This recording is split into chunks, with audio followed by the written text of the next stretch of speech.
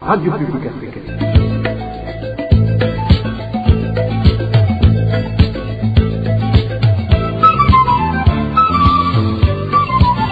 Radio Publique Africaine.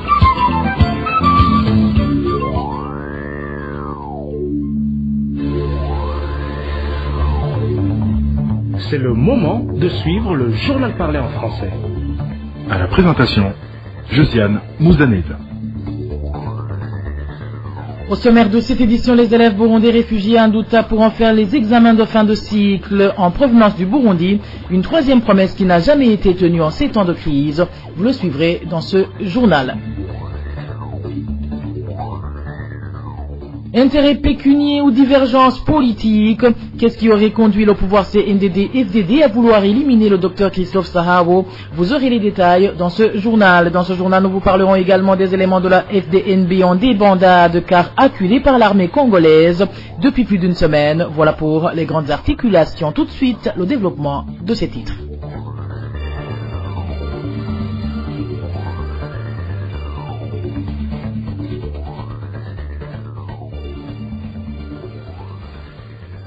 Bonsoir. 30 jours après l'arrestation du docteur Christophe Sahabo, ancien directeur général de l'hôpital Kila, les autorités n'ont toujours pas communiqué sur les raisons de sa détention. Toutefois, des sources policières et politiques avancent des raisons financières et politiques. Le point avec Éloge Divin Rémiche. Du point de vue juridique, le docteur Christophe Sahabo n'aurait pas encore été signifié officiellement des raisons derrière son arrestation et détention prolongée depuis le 1er avril dernier. À part une correspondance écrite par les actionnaires représentant l'État burundais au sein de l'hôpital Kila, dans laquelle était accusé de mauvaise gestion et détournement, aucune autre accusation n'a déjà été rendue publique. Cette lettre avait été adressée à l'ancien président du conseil d'administration d'Okira Hospital, ce que les personnes qui suivent de près le dossier du docteur Sahabo trouvent incompréhensible car pour eux, il ne s'agit que de l'acharnement pur et simple. Ces derniers déplorent également sa détention illégale, une incarcération qui se déroule dans des conditions inhumaines. La RPA a pu s'entretenir avec différentes sources pour tenter de connaître les motifs qui seraient derrière son arrestation. Nos sources au sein du Service national de renseignement révèlent avoir déjà eu des informations qui font état de grosses sommes d'argent que certains ténors du régime CNDD-FDD, dont l'identité est toujours inconnue, auraient demandé à cet ancien directeur de l'hôpital Kila. Et nos sources est d'expliquer que ce dernier n'avait aucune base administrative, juridique ou financière pouvant justifier le déblocage de ces fonds. C'est dans ce contexte que l'élimination physique du docteur Sahabo aurait été décidée, n'eût été la présence à ses côtés de Jean-David Pilot, qui fut le président du conseil d'administration d'Okira Hospital. Une autre source qui n'est pas des moindres au sein du parti de l'Aigle a dit à la RPA qu'une raison politique serait derrière son arrestation et détention illégale. Il s'agit des liens que le docteur Christophe Sahabo a tissés depuis longtemps avec une organisation basée en Europe impliquée dans le domaine de la résolution pacifique des conflits. Le régime CNDD-FDD accuserait le docteur Sahabo et cette organisation d'avoir tenté d'aider l'opposition burundaise pour parvenir à négocier avec le parti de l'Aigle. Ce cadre du parti CNDD-FDD ne donne pas beaucoup de détails sur son motif, mais il appuie cette hypothèse car il l'aurait entendu de la bouche de certains proches de la présidence burundaise. Il est actuellement difficile de trouver un lien entre ces deux hypothèses, notamment politiques et financières, ce qui fait que des incompréhensions dans ce dossier donnent lieu aux inquiétudes des uns et des autres. Lesquelles inquiétudes sont accentuées par le déplacement en Suisse, où se trouve la société majoritaire dans l'actionnariat de l'hôpital Kila, de deux individus impliqués directement dans l'arrestation et incarcération du docteur Sahabo Christophe. Il s'agit d'Alfred Innocent Museremo et Charles Ndagijimana. Selon certaines sources, ces derniers ont rencontré quelques difficultés administratives à l'aéroport de Bruxelles suite à leurs documents qui inquiétaient la police belge. Il a fallu l'intervention de l'ambassade du Burundi vu que les deux hommes voyageaient sous de faux noms. Dossier à suivre. Éloge Divin à Rémicha. En parlant toujours de persécution, un citoyen de Rumongue est en train d'être forcé par le secrétaire du parti CNDD-FDD en commune et province Rumongue à céder sa parcelle, un harcèlement qu'il subit étant en détention depuis quelque temps. Plus de détails avec Elvis Neomongere. L'habitat de Rumongue, qui est marmené par Donatien Manirakiza, le secrétaire du parti CNDD-FDD, est connu sous le nom d'Ongiriyimana. Ce dernier a acheté auprès d'un immobilier nommé Didier une parcelle d'une valeur de 3,5 millions. C'était au cours du mois d'avril cette année. il lui a d'abord donné une avance d'1,9 million francs burundais. Cette parcelle est située dans une localité appelée Mugomere. Quand Ngiriyimana était prêt à finaliser le paiement, le chef du secteur lui a annoncé que la parcelle n'appartenait pas à Didier, chose qui a étonné plus d'un, puisque le jour de l'achat, des administratifs de la base de Ansetegafa étaient présents. Notre source à Rumonge indique que le propriétaire de la parcelle Didier a accepté de rembourser l'avance, mais qu'il n'a pas honoré son engagement. Ngiriyimana a porté plainte et Didier a été arrêté puis incarcéré au cachot de la brigade de Rumonge jeudi dernier. Après une journée de détention, le secrétaire du parti CNDD-FDD a exigé qu'il soit libéré, puis on incarcérait Ngiriyimana selon toujours notre source. Il a commencé à dire qu'il allait jouer la médiation entre Didier et Ngiriyimana. Ngiriyimana a accepté. Par après, on lui a envoyé un véhicule. Il pensait qu'ils allaient parler de ce problème, mais arrivé à la brigade, le secrétaire du parti a ordonné la libération de Seti Imbonerakure et l'incarcération de l'acheteur de la parcelle. Notre source fait savoir que le vendredi dernier, ce même secrétaire du parti présidentiel a exigé Ngiriyimana de signer la résiliation de l'achat de la parcelle et d'abandonner l'avance payée. On lui a amené un papier au cachot, puis on lui a exigé de signer et d'accepter de laisser tomber cette parcelle et l'avance pour qu'il soit libéré. Il a refusé de signer, espérant qu'un jour la justice fera son travail parce qu'il lui a donné cet argent pour l'achat de la parcelle. La rédaction de la RPA a tenté un peu de contacter Donatien Manirakiza, le secrétaire du parti CNDD-FDD à Rumonge. Merci à toi Elvis Nyongongiri. En page de sécurité, l'on parle des affrontements depuis ce dimanche entre les militaires FARDC et les militaires burundais en compagnie de la milice Imbonerakure envoyés au Congo pour traquer les combattants du mouvement Red Tabara. Ces éléments de la FDNB et leurs alliés sont tombés dans une embuscade alors qu'ils tentaient de rapatrier les blessés des hauts et moyens plateaux de la RDC vers le Burundi. Marie-Ange Lakodze nous en dit plus. Tout commence dans la soirée de vendredi vers 18h30. Des éléments de la FDNB, des Imbonerakure et leurs alliés ainsi que les groupes locaux se sont rassemblés à la sortie des localités d'Okabere et d'Omubere dans le groupement de Kigoma. Selon des sources sur place, ils portaient des blessés avec l'intention de les rapatrier au Burundi. Ayant constaté que la voie n'était pas libre, ils ont dû reporter leur opération de sauvetage.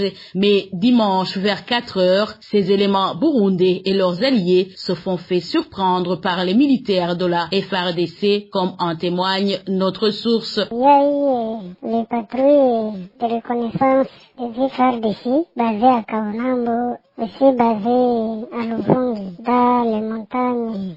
Sur Plomba, le groupement de Kigoma, le groupement de Lemera. C'est normal. Ça a commencé vers 4 heures du matin jusqu'au soir. Jusqu'à maintenant, ils continuent à les traiter. Ces éléments burundais constituèrent une grande menace pour la population locale et pour leurs biens. Mais cette fois-ci, selon la population sur place, les FARDC ont pu les déloger et récupérer quelques vaches parmi celles qui avaient été volées depuis le début de la semaine dernière. Ce qui est connu, c'est du fait qu'il y a présence des groupes armés locaux et la compagnie des étrangers qui avaient toujours tendance à démonter et qui résidaient à Kabere. Kabere, c'est dans le groupement de Kigoma, à Bouleza, voire même à Rugeji. Alors, et d'autres dans le Momahangwe. Momahangwe, c'est dans le groupement de Lemera. Alors, ce monde-là se sont mis là, en train de voler des vaches, en train de semer des pillages au niveau de la route, la RN5, ainsi que la route des desserts agricoles menant des Bourguera vers les mers. Les enlèvements, n'en parlerons même pas. Avec toutes les menaces de toutes ces sortes enregistrées, les forces de l'ordre se sont mis là pour les traquer. Alors, voire même tel que des vaches ont été retirées de leurs mains. Des sources sur place indiquent que ces éléments de la FDNB et leurs alliés sont en débandade. La rédaction de la RPA a cherché à connaître le point de vue de l'armée burundaise à propos de ces combats signalés en République démocratique du Congo. Contacté par la rédaction, le colonel Floribert Wiyereke, son porte-parole, nous nous a raccroché au nez. Marie-Ange Irakoudze et puis la rédaction de la RPA a pu répertorier 12 cas d'assassinat au cours de la semaine écoulée dans 3 provinces du pays. Parmi les victimes, 10 sont de la province Cibitoke. Les détails avec Émile Nivasomba. 10 personnes ont été tuées en province Cibitoke la semaine écoulée. 5 de leurs corps ont été découverts sur la colline Vihembe en commune Wukinanyana. C'était dimanche. Selon nos sources à Wukinanyana, les victimes n'ont pas été identifiées et portaient l'uniforme de l'armée congolaise. Nos sources croient que c'était des rebelles rwandais qui ont des positions dans la réserve naturelle de la Kiwira. Les administratifs en commune Wukinanyana et les militaires ont donné l'ordre de les enterrer pour éviter la propagation des maladies. Dans la même province de Cibitoke, 4 autres corps ont été retrouvés en commune Buganda. 2 ont été découverts jeudi à la transversale 7 sur la colline Kaburanwa de la zone Gasenyi à moins de 2 km de la rivière Rusizi, la rivière séparant le Burundi et la République démocratique du Congo. 2 autres corps ont été retrouvés à la transversale 7 sur la même colline Kaburanwa de la zone Gasenyi à moins de 50 mètres de la rivière Rusizi. C'était mercredi dernier. Selon nos sources à Buganda, tous les 4 victimes avaient été poignardées. Les administratifs en commune Buganda ont donné l'ordre de les enterrer puisqu'ils étaient en état de décomposition. Une autre personne tuée en province Cibitoke était une femme du nom d'Aline Vizigiro. Elle aurait été étranglée par son mari sur la colline Nyamihana en commune Mugina jeudi dernier. Les conflits familiaux seraient à l'origine de cet assassinat. Son mari a été arrêté par la police. En province Kirundo aussi, un corps d'un enfant du nom d'Aline Iradukunda, âgé de 10 ans, a été retrouvé sur la colline Marembo, en commune Wusoni. C'était samedi dernier. La victime était écolière à l'école fondamentale de Marembo. Selon nos sources, la victime était introuvable depuis 2 semaines et son corps était en état de décomposition. La dernière victime répertoriée par la RPA était un certain Eric. Il a été tué par des Imbonerakure sur la colline Roussi de la commune Shombo en province Karuzi. C'était jeudi dernier. Ce jour-là, il se rendait avec ses 2 amis en Tanzanie pour chercher du travail. Un de ces Imbonerakure a été arrêté par la police pour des raisons d'enquête. RPA.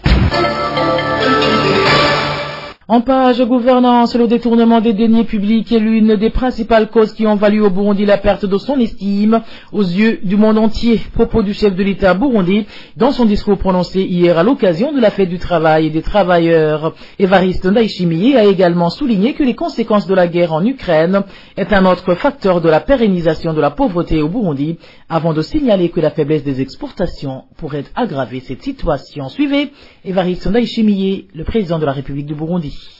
Umurundi ntiyororanirwa atagira umwimbo yikorako. Igisata cy'igihugu gikurikira. Le citoyen burundais ne peut pas vivre dans l'aisance s'il ne moissonne pas. L'agence burundaise de développement vient de nous avertir que les Burundais vivent des importations alors que nous ne pensons exporter le surplus de notre récolte, ce qui entraîne la stagnation de la valeur de notre monnaie. Pire encore, si nous ne nous focalisons pas sur notre essor, nous risquons de perdre également le peu qui nous reste et sombrer dans la désolation totale. Ce ne serait pas idéal de prendre ce qui se passe au monde entier pour des nuages sombres et que cela nous aveugle. Au contraire, nous devons considérer cette situation comme une opportunité pour nous développer à travers l'exportation de nos produits. Ça fait des jours que nous entendons beaucoup de Burundais se plaindre que notre pays a perdu son honneur à cause de la pauvreté qui le gangrène. C'est fort compréhensible. Si le Burundi est pauvre, cela fait que la considération de ses ressortissants diminue, même s'il y a des personnes qui possèdent d'énormes richesses chez elles. Il est indéniable que le Burundi est pauvre, mais la situation n'est pas pour autant catastrophique. Le citoyen burundais est incontournablement appelé à travailler pour gagner sa vie et contribuer au développement du pays. Ici, je sais la question que tout le monde se pose, étant donné nos néfastes antécédents liés à la mauvaise gestion des affaires publiques. Vous dites que pour payer les impôts, vous avez besoin de la bonne gouvernance, capable de gérer les biens publics. Cela, je vous le promets, car ces fonds détournés ou mal gérés constituent une énorme perte. C'est l'une des raisons qui décourage les contribuables. L'employeur, c'est lui le propriétaire du projet, mais il doit faire appel à un technicien pour l'exécuter. Cet exécutant, c'est l'employé. Les deux ont de très importantes relations, car s'ils ne travaillent pas en étroite collaboration, le projet ne peut pas porter des fruits. L'exécution du projet doit nécessairement leur faire profiter tous, afin que chacun y trouve son compte. Pour mieux se faire, il est très important que les employés se regroupent au sein des associations pour se faire représenter au quotidien. Abakozi bagira ishirahamwe kugira bashobore kugira ababaserukira ku munsi. Dans son discours, Évariste Ndayishimiye a aussi indiqué que l'intensification agricole est le seul moyen susceptible de tirer le Burundi de l'impasse occasionnée par les défis auxquels fait face une grande partie du monde, notamment la pénurie récurrente du carburant. Encore une fois, Évariste Ndayishimiye. Ibihugu bitari bike byo kw'isi biriko biracamwo. Les moments qui traversent pas mal de pays du monde entier montrent que beaucoup d'entre eux ont été sensiblement affectés. La pandémie de coronavirus a frappé le monde et si Dieu ne nous avait pas inspirés pour pratiquer l'agriculture, la famine aurait fait de nous des chiens incapables. Dans le temps, la guerre était insignifiante aux États car elle affectait uniquement les populations de ces pays. Mais maintenant, il est évident que ce n'est plus le cas. Ce que nous avons constaté cette année, c'est que quand un pays entre en guerre et que les autres le mettent sous de sérieuses sanctions, ces dernières affectent tous les pays du monde entier, y compris ceux qui ont décidé ces sanctions. Nous les Burundais devons savoir faire des efforts comme en cas de guerre. Ce qui délivrera les Burundais des conséquences de la guerre qui se déroule en Russie ou en Ukraine, c'est le travail. Travaillons puisque nous le faisions. Nous avons dédié cette année à l'agriculture et une grande partie des agriculteurs n'ont pas besoin de carburant pour cultiver les champs. Intensifions donc l'agriculture, quitte à ce que les autres viennent s'approvisionner en vivre chez nous avec des devises qui pourront nous aider en retour à s'approvisionner en carburant, quand bien même il serait à un prix exorbitant. Gouvernance toujours. Des fonctionnaires de la capitale politique Gitega déplorent la décision de l'administration locale qui les oblige de payer une cotisation variant entre 10 et 100 000 francs burundais selon la catégorie du fonctionnaire, une cotisation trop exhaustive, soi-disant destinée à la construction d'un stade de Bihanga. C'est au moment où ils ont déjà du mal à joindre les deux bouts du mois. Le point avec Dani Claire et la trompe. C'est sur la colline Bihanga, commune et province Gitega, que se construit actuellement un terrain de jeu. Pour cet effet, l'administration communale et provinciale à Gitega ont pris une décision d'obliger une cotisation allant de 10 000 à 100 000, voire plus, à tout fonctionnaire œuvrant en commune Gitega. Par exemple, tout enseignant de l'école fondamentale et du poste fondamental est obligé de payer 10 000 francs, tout directeur de l'école fondamentale devra payer 20 000 francs, tandis que tout directeur du poste fondamental devra payer 30 000 francs. Pour les services outre que l'éducation, de telles cotisations sont aussi exigées. Les directeurs et directeurs généraux payeront entre 50 000 et 100 000 francs, voire plus, au moment où le personnel de ces services sont contraints de payer entre 20 000 et 30 000 francs par individu. Cette décision n'a pas donc plu à certains fonctionnaires de la commune Gitega qui disent que cette somme est très élevée vu les difficultés financières auxquelles ils font face.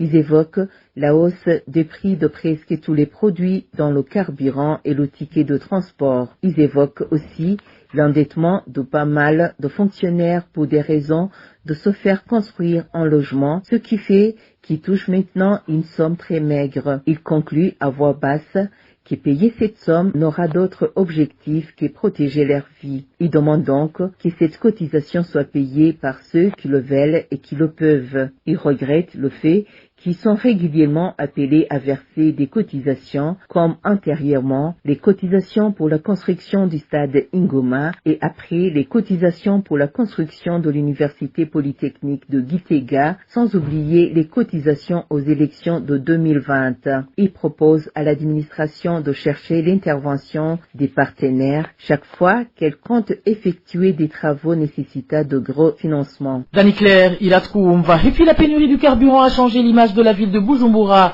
surtout pendant les heures de pointe. Là où on observait des embouteillages, il s'observe aujourd'hui des foules de gens qui se déplacent à pied car les véhicules qui devraient les transporter manquent de carburant, ce qui entraîne par conséquent le mauvais rendement car la majorité des travailleurs enregistrent des retards répétitifs au service et ceux qui y arrivent à temps ne travaillent pas comme il faut car RNT. Le point avec Emmanuel Niungeko. La pénurie du carburant a paralysé presque toutes les activités à mairie de Bujumbura. Certains habitants de la ville qui se sont entretenus avec la RPA indiquent que l'image habituelle de la mairie a visiblement changé. Aujourd'hui, il est difficile de distinguer les jours ouvrables des jours fériés. Il n'y a pas d'embouteillage comme on avait l'habitude de le constater. Les véhicules sont peu nombreux. Toutes les activités en ville sont presque paralysées. C'est dommage. Actuellement, beaucoup de gens se rendent ou rentrent du travail à pied pour éviter de perdre du temps sur des files en attente de bus de transport. Cet habitant de la mairie de Bujumbura précise que là où il s'observait souvent des embouteillages, surtout pendant les heures de pointe, s'y observe aujourd'hui des foules de gens qui se déplacent à pied car les véhicules qui devraient les transporter n'ont pas de carburant. Ils sont déjà habitués à cette situation. Il n'y a pas beaucoup de gens qui perdent leur temps sur les files d'attente comme ils le faisaient ces derniers jours. Ils se déplacent en masse dans presque toutes les routes de Bujumbura. En les voyant marcher sur la route Rumonge par exemple, on dirait le temps des manifestations. Ils sont très nombreux à parcourir de longues distances. Certains vont jusqu'à Ruziba ou à Nyabugete en provenance du centre-ville. Des mamans et des élèves sont déjà habitués à cette situation. D'autres prennent la route numéro 7 qui passe en face de la cathédrale et marchent en masse jusqu'à Musaga. La situation est presque identique pour les habitants du nord de la capitale économique Bujumbura. Certains employés qui prennent encore les bus de transport en commun se donnent 2 heures d'avance pour arriver à temps au service. Ils y arrivent le plus souvent épuisés et ne travaillent pas comme il faut, selon toujours cet habitant de la mairie de Bujumbura. Ils ne travaillent pas correctement suite à la fatigue causée par de longs trajets qu'ils effectuent à pied. Les employeurs sont déjà habitués au retard répétitif de leurs employés. Certains se présentent au service à 8h ou à 8h30 minutes, alors que le travail commence toujours à 7h30 minutes.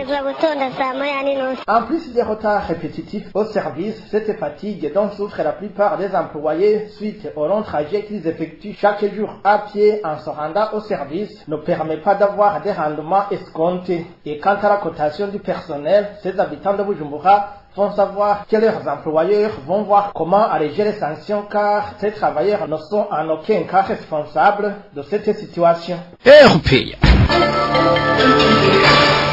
Célébration aujourd'hui de la fête de fin du Ramadan chez les musulmans. La communauté burundaise s'est jointe au reste du monde. Proté Othman Ndagijimana, vice-président de la communauté musulmane au Burundi, Komibo en sigle, a appelé les Burundais à se rapprocher de Dieu et à s'unir en dépassant leur clivage pour un développement durable. Suivez Proté Othman Ndagijimana, vice-président de la Komibo. La communauté islamique du Burundi profite de cette occasion pour souhaiter la communauté islamique mondiale, je dirais, et particulièrement la communauté islamique du Burundi. Donc, en vous souhaitant de partager ceux qui ont eu les choses, de les partager avec ceux qui n'en ont pas eu. Donc, aujourd'hui, c'est le jour de joie, le jour donc de partage, c'est-à-dire que et les musulmans et les non-musulmans sont supposés aujourd'hui être à l'aise à partir de la fête de Eid al-Fitr qui est célébrée précisément par les musulmans. Normalement, l'objectif principal du jeûne, c'est la piété, la purification. Donc aujourd'hui, on vient de terminer ces 30 jours, c'est-à-dire que c'est la joie, c'est le partage. Le mot d'ordre de khutbah d'aujourd'hui, c'est l'unité et lutter contre le terrorisme, quel que soit le genre du terrorisme. Donc, le Mufti a interpellé la population, particulièrement aux parents, d'être proches à ses enfants pour les briguer des conseils constructifs avant que les autres les approchent pour peut-être les donner des conseils qui ne sont pas du tout constructifs. Raison pour laquelle moi aussi, au nom de la communauté islamique du Burundi, j'appuie cette idée. Il faut que les parents approchent les enfants afin de produire des fruits efficaces pour non seulement la communauté islamique, mais aussi pour toute la nation burundaise. Et puis hors de nos frontières, enfin, les enfants burundais se trouvant dans les camps de réfugiés en Tanzanie pourraient avoir droit à faire les mêmes examens de fin de cycle que les enfants restés au pays. La nouvelle a été portée à la connaissance des réfugiés du camp d'Onota dans les églises ce dimanche. Toutefois, ces réfugiés restent sceptiques. Suivi. On parle de cela depuis quelques jours, mais c'est aujourd'hui qu'ils l'ont annoncé à l'église que les élèves de la 10e, 13e et 14e année vont faire l'examen d'État qui permettra aux uns d'aller au cycle supérieur et d'autres à l'université. Puisque cette annonce est passée à l'église, nous espérons qu'ils vont bientôt faire cet examen, étant donné que les élèves avaient longtemps attendu de passer cet examen. Ils nous ont dit que c'est le gouvernement du Burundi qui va envoyer cet examen. Cela nous a fort étonnés. Nous allons bien le savoir le jour où les élèves vont le faire. Pour rappel, de promotion devront passer ces examens aussi bien pour les élèves de la 9e année que pour ceux des classes terminales, vu que ces enfants n'ont pas eu la chance de faire de tels examens, jusqu'ici dispensés par la commission tanzanienne d'examen NICTA en sigle. Et voilà, c'est par cette bonne nouvelle que nous mettons fin au journal en français de ce lundi 2 mai 2022. Merci amis fidèles de nous avoir prêté une oreille attentive. Merci également aux équipes rédactionnelles et techniques pour le travail abattu. À la présentation de ce journal, vous étiez avec Josiane Mouzaneza. Bonne soirée chez vous. Bonne fête de fin du Ramadan à tous les musulmans.